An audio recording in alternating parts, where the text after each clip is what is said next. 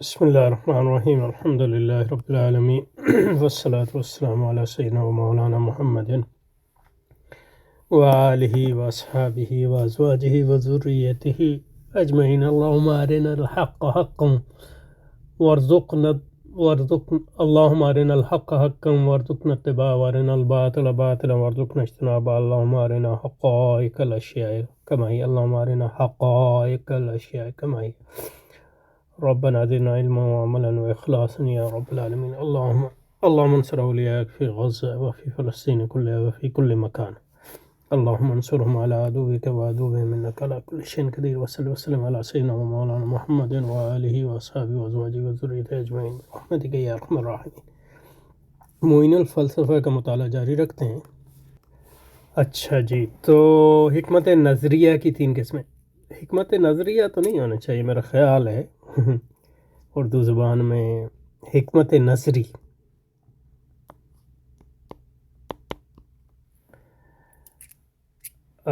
حکمت نظری کی 3 قسمیں پہلے اس پہ بات کر چکے ہیں۔ حکمت نظری اور حکمت عملی اور حکمت پیداواری میں جو ارسطو کی تقسیم ہے۔ حکمت ہم استعمال کر رہے ہیں کیونکہ حضرت نے حکمت کا لفظ استعمال کیا، ورنہ یہ اصل لفظ جو ہے فلسفہ ہے۔ اور اس میں ہم ارسطو کی طرف بار بار اسی لیے جاتے ہیں تاکہ آپ کو پتہ چلے کہ جس کو اس فلسفے کے نام پہ ہمارے مدارس وغیرہ میں پڑھایا جاتا ہے وہ اصل میں ارسطو کا۔ اور جس زمانے میں اسلامی علوم مدون ہوئے، علم کلام وغیرہ متاخرین کا علم کلام، تو ارسطو کا فلسفہ جو ہے ترمیمات کے بعد امام غزالی وہ ایک یعنی غالب اس کی جو ابن سینا اور فارابی نے تشریح کی تھی وہ ایک عمومی اس کو پذیرائی اسلامی دنیا میں حاصل ہو گئی علماء کے درمیان، اور اس کے اس علم کلام پہ بہت اثر ہوا۔ اشعریوں اور ماتریدیوں پہ تو اثر ظاہری ہے، لیکن حنابلہ پہ اثر ان معنوں میں ہوا کہ حنبلیوں نے اس علم کلام کی بعض پہلوؤں کی مخالفت کی، کیونکہ وہ بنیادی طور پہ ارسطو کے فلسفے کے مخالف تھے، اور حنبلی یہ سمجھتے تھے کہ وہ ارسطو کے فلسفے کے مخالف ہیں، تو جو ان کے فلسفیانہ نظریات ہیں وہ بالضرورت یعنی اسلامی نظریات ہیں، لیکن ایسی کوئی بات نہیں۔ جو حنبلی تھے وہ دوسری جو یونانی اور سریانی دوسری روایات تھیں، مثلا امپیریسس، مثلا ان سے جو غیر ارسطاطیلیسی روایات تھیں ان سے زیادہ متاثر تھے۔ تو یہ بنیادی طور پہ جو جھگڑا ہے وہ ارسطو اور غیر ارسطاطیلیسی فلسفے پر ہے، کوئی اسلامی عقائد پر جھگڑا ہے، سچ نہیں ہے، کیونکہ تینوں اہل سنت کے مذاہب ہیں بنیادی عقائد کے اعتبار سے۔ تو اس لیے مطلب یہ اگر ارسطو کی طرف جو ہے، ارسطو کی طرف جو کتابیں ہم فلسفہ ہم پڑھتے ہیں اس کی ارسطاطیلیسی بنیادوں کا جاننا ضروری ہے۔ یہ نکل گئے، کیا نہیں، دوبارہ کرتے ہیں، رہ گیا پچھلا۔ کہہ یہ رہا تھا کہ ارسطو کے جو فلسفے کی تقسیم ہے وہ 3 ہے جو پچھلی بار ہم نے دیکھی، ایک عملی اور ایک پیداواری۔ عملی فلسفہ وہ ہے جس کا تعلق عمل سے ہے، عمل سے بحث کرتا ہے، چاہے وہ انفرادی عمل ہو اور چاہے وہ اجتماعی عمل ہو۔ اور انفرادی عمل میں، اور اس میں اس کی 2 مشہور کتابیں، اخلاقیات اور سیاسیات، اس پہ ہم نے پچھلی بار دیکھا۔ اور پیداواری فلسفہ جو ہے چیزوں کو بنانے کے بارے میں، پروڈکشن کے بارے میں، یعنی مثلا یہ کہ گھر بنانا یا جہاز بنانا، اور اس بنانے میں فن بھی آ جاتا ہے کہ اس میں شعر بناتے ہیں آپ، یا اس میں یونانیوں کے ہاں مجسمہ سازی تھی۔ اس میں اس کی کتابیں ہیں لیکن وہ اتنی اس کو اہمیت نہیں دی گئی۔ ایک ہے اس کی کتاب ریٹورک پہ، بلاغت پہ، اور ایک پوئٹکس پہ ہے۔ لیکن جو اہم ترین فلسفہ ہے ارسطو کا وہ نظری فلسفہ ہے۔ نظری فلسفہ وہ فلسفہ ہے جو نہ عمل سے ایز سچ بذات خود فی ذات ہی نہ عمل سے در خور اعتنا کرتا ہے نہ پیداوار سے، بلکہ حق برائے حق، یہ جس کو انگریزی میں کہتے ہیں truth for the sake of truth. تو یہ تین اس کی قسمیں، ہم نے پہلے بھی اس پہ کئی بار بات کی. اب نظری فلسفے کی اس کے ہاں جو ہے تین بنیادی قسمیں، ایک ہے ریاضی اور دوسری ہے جس کو ہم کہتے ہیں فطریات، اور تیسری ہے جس کو الہیات کہتے ہیں. اور یہ الہیات میں جو ہے پھر جس کو اونٹولوجی کہتے ہیں وہ آ جاتی ہے، یعنی وجودیات، یا جس کو آج کل فرسٹ فلاسفی کہتے ہیں جیسے، یا تھیوریٹیکل فلاسفی، وہ بھی آ جاتی ہے اس میں. اور ریاضی تو ریاضی ہے ہی، اور فطریات میں وہ ساری چیزیں آ جاتی ہیں جس کو آج کل ہم سائنس کہتے ہیں. اور فطریات میں جو علوم شامل ہیں جس پر اس نے کتابیں لکھی ہیں، وہ اس میں حیوانیات آ جاتی ہے، اس پہ اس نے بہت کام کیا ہے. لیکن اسلامی اس میں اتنا، یا نباتیات آ جاتی ہے، اس کو زوولوجی کہتے ہیں آج کل، نباتیات کو باٹنی کہتے ہیں. نفسیات بھی آ جاتی ہے اس میں. یہ اہم ہے جس میں اس میں فلسفہ، اس کا فلسفہ ذہن اور فلسفہ روح آتا ہے، یعنی سائیکالوجی، یا اس میں نیورولوجی بھی آ جاتی ہے کسی حد تک.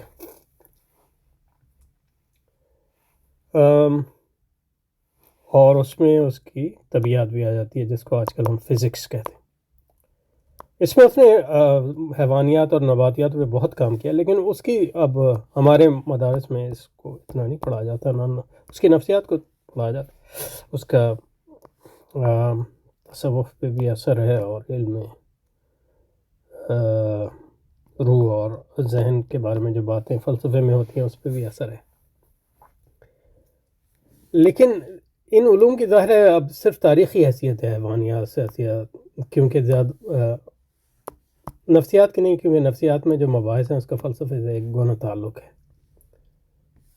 اور فزکس کی بھی جو ظاہر ہے کہ ارسطو کی فزکس ہے آج، اس کا وہ ساری جو ہے اس کو رد کر دیا گیا ہے. لیکن ارسطو کی جو طبیعت ہے وہ اہم اس لیے ہے کہ اس کا اس کے فلسفے یا مابعد الطبیعت سے گہرا تعلق ہے، اس لیے اس کو مابعد الطبیعت ایک لحاظ سے کہتے ہیں، کیونکہ طبیعت میں جو مسائل حل نہیں کر سکتا اسی کو حل کرنے کے لیے وہ مابعد الطبیعت کی اختراع کرتا ہے. تو ورنہ مطلب بطور سائنس کی اس کی کوئی حیثیت نہیں ہے، وہ سب تقریباً رد ہو گئے ہیں اس کے نظریہ. اور آج جو فزکس ہے وہ ارسطو کا نام بھی نہیں لیتی. لیکن یہ ہے کہ فلسفے میں آج بھی اس کی فزکس کو پڑھا جاتا ہے، کیونکہ اس کی فزکس کو پڑھے بغیر جو ہے اس کے فلسفے کو نہیں پڑھ سکتے. اور ہمارے ہاں جو بھی اس کی اہمیت ہے، کیونکہ ہمارے ہاں جو الہیات ہے اور فلسفہ علم کلام ہے، اس میں ارسطو کی طبیعیات کا بہت گہرا اثر ہوا ہے، اور اس کے جو مفروضات ہیں ان کا.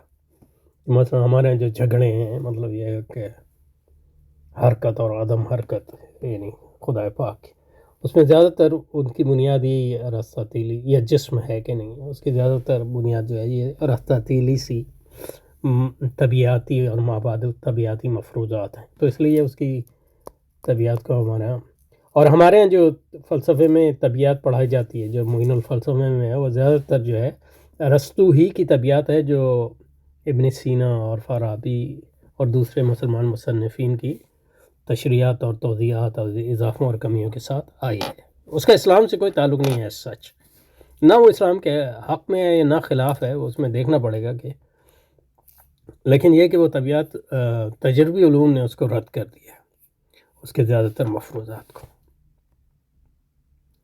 لیکن اس کو پڑھنا کیوں ضروری ہے؟ اس لیے کہ وہ ارسطو کے فلسفے کو سمجھنے کے لیے ضروری ہے، اور ہمارے لیے اس لیے بھی ضروری ہے کہ پھر ارسطو کی طبیعت اور معبود طبیعت کا اسلامی علم کلام پر بھی اثر ہوا ہے یہ۔ اچھا، جہاں تک طبیعت کا تعلق ہے اس کا ترجمہ ہمارے یہاں فزکس کیا جاتا ہے، اور انگریزی میں فزکس کا ترجمہ ظاہر ہے طبیعت ہے، لیکن ارسطو کا جو لفظ فزکس ہے وہ یونانی زبان، ارسطو کی جو فزکس ہے وہ موجودہ فزکس ہے، اس کا موضوع جو ہے وسیع تر ہے، اس لیے کہ وہ جو یونانی لفظ ہے جس سے نکلا ہے وہ فوزیکے، اور فزیکے یونانی لفظ میں صرف طبیعت کو نہیں کہتے بلکہ اس کا صحیح ترجمہ ہوگا فطرت، نیچر، یعنی تمام جو فطرت ہے اس میں شامل ہے۔ اصل ارسطو کا استعمال جو ہے ہمارے استعمال سے وسیع ہے، اور فزیکو جو یونانی زبان میں ہے اس کے وہ آیا ہے فزیس سے، جس کا مطلب نمو اور گروتھ، کسی چیز کا بڑھنا، افزائش، اور فزیس کا مطلب فطرت بھی ہے، نیچر۔ اور یہ فزیس جو ہے یہ آیا ہے بنیادی طور پہ فائن، جس کا مطلب ہے کسی چیز کو ٹو برنگ فورتھ، کسی چیز کو سامنے لانا، کوئی مخفی ہو، اور اس میں ارسطو کی طبیعت جو ہے وہ موجودہ طبیعت سے جو ہے زیادہ کہہ لیں وسیع ہے اپنے موضوع کے اعتبار سے۔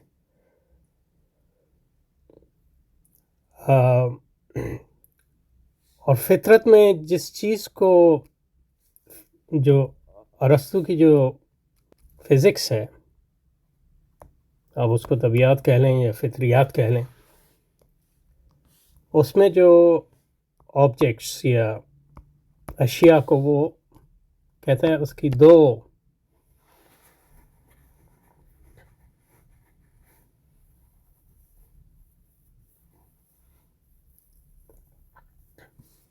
خصوصیات ہیں۔ کون سی اشیاء جو ہے طبیعت یا فطریات یا فزکس کا حصہ ہیں، ان کی دو خصوصیات ہیں۔ ایک یہ کہ وہ حرکت کرتی ہیں، یہ امپورٹنٹ ہے، ہمارے ہاں جو حرکت کرتی ہیں، یہ ریاضی سے مختلف ہے، کیونکہ ریاضی میں جن اشیاء کو آپ یا جن معروضات کو، جن اشیاء کو آپ مطالعہ کرتے ہیں وہ حرکت نہیں کرتی، یعنی نمبر جو ہے یا جن چیزوں کا ریاضی مطالعہ کرتی ہے وہ حرکت نہیں کرتی۔ اور دوسری ان کی خصوصیت یہ ہے کہ وہ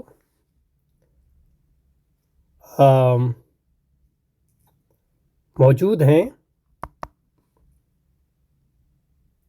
خارج میں، یعنی ان کا اپنا وجود ہے، اپنا وجود ہے،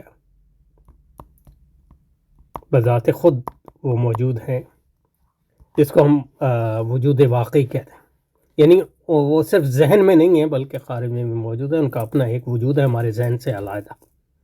اس کے برعکس جن اشیاء کو ہم ریاضی میں مطالعہ کرتے ہیں جیسے نمبر، تو نمبر کا وجود ہمارے ذہن میں ہے، زیادہ تر فلسفی یہ کم از کم ارسطو کا یہ خیال۔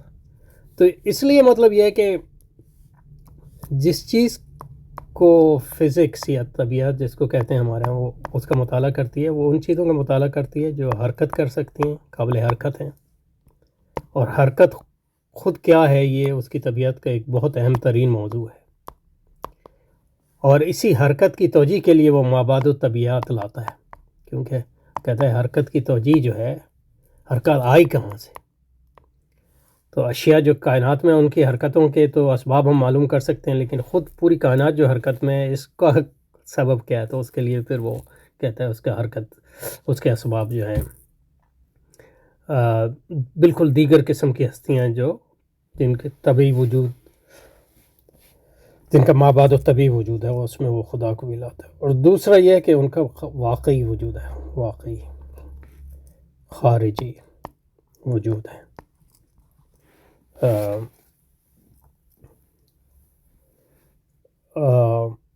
یعنی ذہنی وجود سے الگ. صرف ذہن میں نہیں ہے بلکہ واقع میں بھی. تو تمام جو فطری چیزیں ہیں دنیا میں، تو ان دو چیزوں کو جو ہے طبیعت جو ہے اس کا مطالعہ کرتی ہے.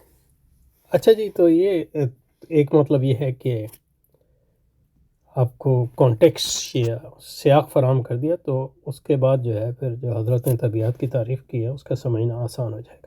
تو یہ شروع ہی علم طبیعی سے کر رہے ہیں، تو اس کا انشاءاللہ اس کو اگلی بار پڑھیں گے. سبحانک اللہم و بحمدک، نشہد ان لا الہ الا انت، نستغفرک ونتوب الیک. صلی اللہ وسلم علی سیدنا محمد وعلی آلہ وصحبہ وذریته اجمعین برحمتک.